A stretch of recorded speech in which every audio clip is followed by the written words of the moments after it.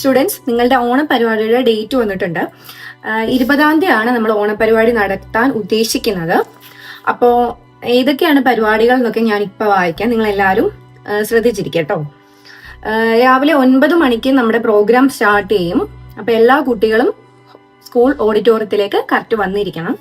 പിന്നെ 9 മണി കഴിഞ്ഞ് കഴിഞ്ഞാൽ നമ്മൾ ഗേറ്റ് പൂട്ടും, ഗേറ്റ് തുറക്കത്തില്ല. പിന്നെ ആര് വന്നാലും നമ്മൾ വിടത്തുമില്ല.